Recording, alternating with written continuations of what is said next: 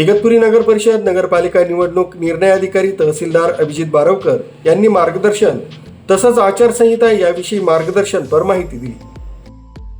आजपासून माननीय राज्य निवडणूक आयोगाच्या आदेशानुसार इगतपुरी नगर परिषद सार्वत्रिक निवडणुकीसाठी नामनिर्देशन प्रक्रिया सुरू झालेली आहे। आजचे नामनिर्देशन पत्र आलेले नाही आहेत। आज कुणीही नामनिर्देशन पत्र ऑनलाईन भरलेले नाही। तथापि आपल्याकडे उमेदवारांना नामनिर्देशन प्रक्रिया कशी करावी, नॉमिनेशन बरोबर कुठले डॉक्युमेंट जोडावेत, नामनिर्देशन प्रक्रिया ही पूर्णपणे ऑनलाईन आहे। उमेदवारांनी नामनिर्देशन हे पत्र हे आयोगाच्या विविध वेबसाईटवर जाऊन ते ऑनलाईन भरणं गरजेचं आहे। शपथपत्र ऑनलाईन भरायचं आहे आणि त्याची प्रिंटआउट काढून आणि जे काही आवश्यक डॉक्युमेंट जोडून ते आरोहणकडे म्हणजे निवडणूक निर्णय अधिकाऱ्यांकडे ते सादर करायचं आहे। त्यानंतर पुढची प्रक्रिया देखील निवडणूक निर्णय अधिकारी ऑनलाईन करणार आहेत। याच्यासाठी आपण एकूण 5 प्रकारचे डेस्क लावलेले आहेत।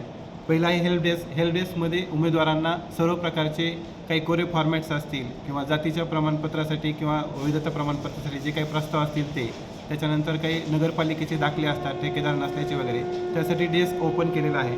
त्याच्यानंतर दुसरा आहे मतदार यादीचा। जर उमेदवारांना मतदार यादीची प्रमाणित प्रत पाहिजे असेल किंवा उमेदवारांनी सूचकांसाठी काही मतदार यादीची तपासणी असेल तर तो कक्ष त्यांना मदत करेल।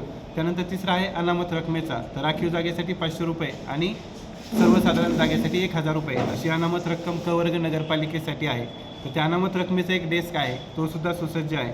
त्याच्यानंतर प्राथमिक छाननी होणार आहे। प्राथमिक छाननी ही प्रभागनिहाय होणार आहे। आयोगाच्या परिपत्रकातील निर्देशानुसार जर काही किरकोळ स्वरूपाच्या चुका असतील किंवा उमेदवारांचं काही राहून गेलं असेल तर त्यांच्यातील तात्काळ निदर्शनास आणून द्यावं, अशा आयोगाच्या सूचनेनुसार आपण प्राथमिक तपासणी करत आहोत।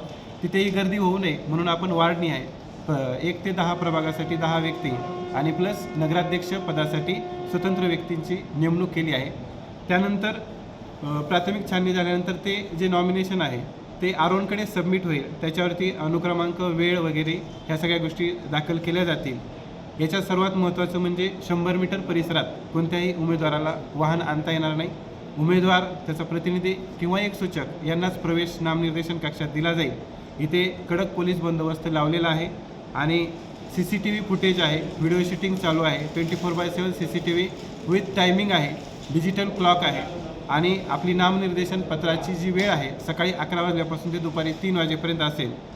आणि शेवटच्या दिवशीसुद्धा पोलीस बंदोबस्त वाढवण्यात येणार आहे। तसंच आपल्याकडे फ्लाइंग स्क्वॉड, SST, VST आचारसंहितेचे पालन करण्यासाठी पथके तैनात करण्यात आलेली आहेत।